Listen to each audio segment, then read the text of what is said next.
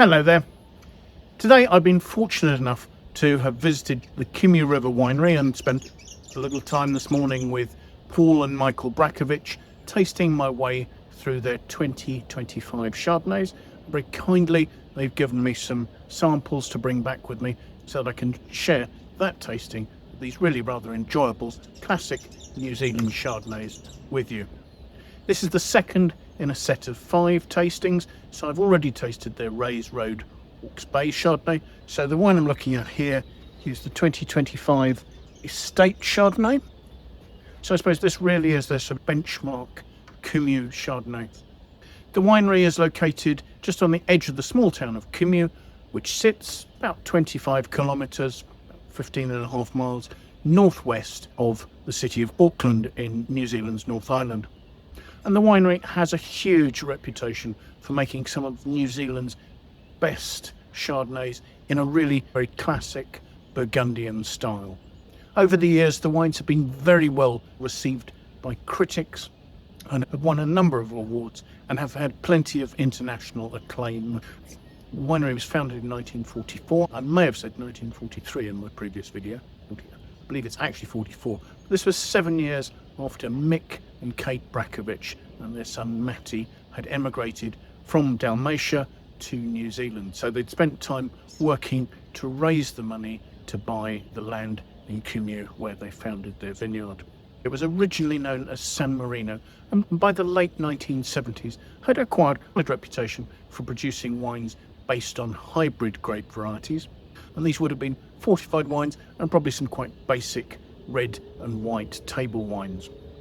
In the late 80s and 90s, the current generation of brothers, Michael, Paul and Milan, began to become more involved in the business, and they've since been joined in that business by their sister Marijana. So this is very much a family-run winery.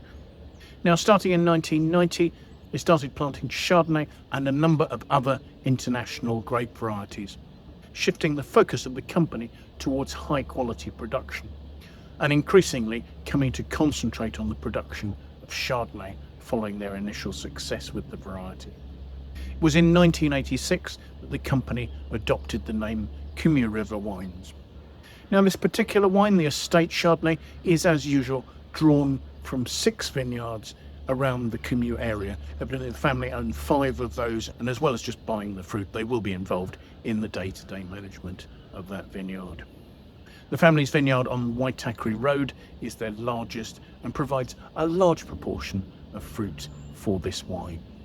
Now, this area tends to have heavy clay soils and has quite generous rainfall, and this combination ensures that water is always readily available to the plant. As a result, the Brajkoviches have adopted a form of trellising called Lyre, which actually splits the canopy, meaning that the plant has a larger area of leaf. And that larger leaf area helps capture the vigour of the plant and turn it into photosynthesis, ensuring good fruit ripeness. Having said that, the 2025 vintage was remarkably dry, particularly during harvest. They started harvesting grapes for their sparkling wine in Kumeu as early as the 4th of February. A week after that, 17 millimetres of rain fell, and that was just before they commenced picking the grapes for the still wines. And after that, it was pretty much dry all the way through to the end of harvest on the 17th of March. Overall, the growing season was excellent. As well as being dry, it was warm, but there was quite a consistent warmth. There weren't too many heat spikes. I think there were only 2 days where temperatures exceeded 28 degrees Celsius, one of those in December and one in February. Steady warmth was ideal for the development of aromas in the fruit and has given wines with good structure and concentration. But the 2025 vintage has been outstanding for Chardonnay in Kumeu. Now, following on from the 2 consecutive small vintages in 2023 and 2024, they'd say that the size of the harvest was normal, with no excess of yields. So hopefully there shouldn't be any shortfall of availability of Kumeu River from the 2025 vintage. Evidently, of the winery's production, 60% of the fruit came from the Kumeu region, with 40% coming from their vineyards in Hawke's Bay. The fruit was entirely hand harvested. It was whole bunch pressed, and they allowed quite high levels of solids in the fermentation. Fermentation was allowed to start naturally in individual barrels. So when you talk about barrel fermentation, some producers will start a fermentation in tank and then run that fermentation off to ferment in barrels. Here, each fermentation starts separately, and the use of indigenous yeasts means that different barrels might actually be induced by different strains of yeasts, and that numerous slightly different fermentations could be going on throughout the winery. As I say, the wine is entirely barrel fermented.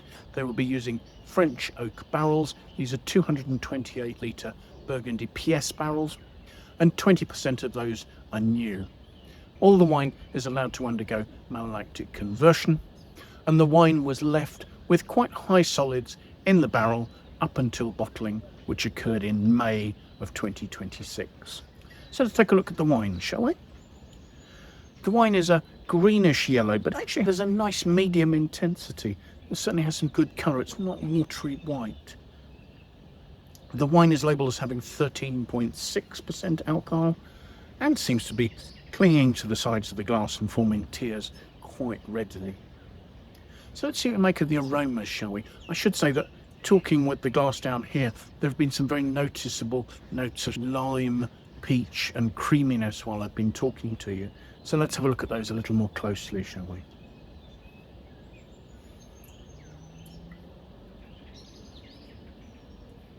My initial impression is that sort of creaminess, and then it starts to open, and well integrated with that is some nice, delicate, but quite fleshy, peachy fruit. So let's have a taste, shall we?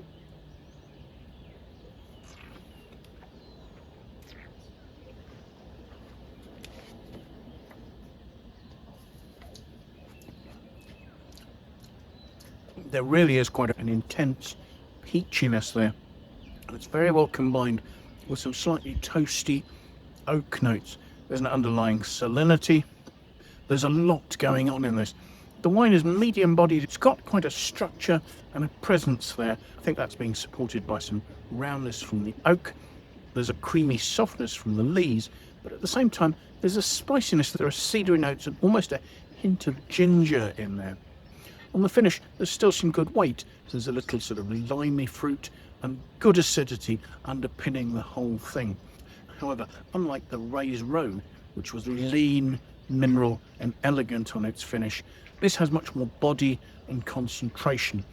The fruit does still seem just a little restrained, and I think this is probably a wine that would be best left in the cellar for 2 or 3 years to allow the fruit to open up. The Brajkoviches do suggest that their wines are probably best drunk between 6 to 8 years after release. And given the wine's concentration and its good acidity, I could well believe that it would last for that long. I really like the underlying structure and concentration that this wine has, and I think that is quite typical of the 2025 vintage wines here from Kumeu. They don't quite have the tropical immediacy that the slightly riper 2024 wines showed last year, and for that reason it's possible that some critics might not find them quite as appealing. Personally, I think this is one of the best and best defined examples of young Kumeu River Estate Chardonnay that I've tasted, and I'm hugely impressed by it. And I think it's very typical of the best of the style of wines that this winery produces. I took a look to see if there was a Wine Search aggregated critic score for this wine yet. As of yet, they have no marks for the vintage. I will be interested to see what other people mark it. My score is 93 out of 100. I may be being generous, but that's based on the fact that I think this wine is going to improve over the next 2 or 3 years. It's already very enjoyable, but I think there is more to come. So thank you so much for watching. I do hope you've enjoyed the video. If you have, if you could take a moment to press the like button, I'd really appreciate that. If you're watching my videos and enjoying them, it would be fantastic if you could subscribe to my YouTube channel. I would value your support. It only takes a moment, and that way you can set yourself an alert and be notified every time I publish a new tasting. And I still have 3 more Chardonnays to look at from the 2025 vintage from Kumeu River. So if you'd like to watch those, subscribing might be worth doing. Similarly, if you have any friends you think might like to watch the videos, do please feel free to pass it on to them. If you have any comments or questions, I'd love to hear those. Do pop them in the comments box below. It'd be great to know what you think about what I'm doing here. I will of course leave a link to the Wine Searcher webpage for this vintage of this wine. You'll be able to see other critics' scores as those come up there, and a host of other background information about the wine and the winery.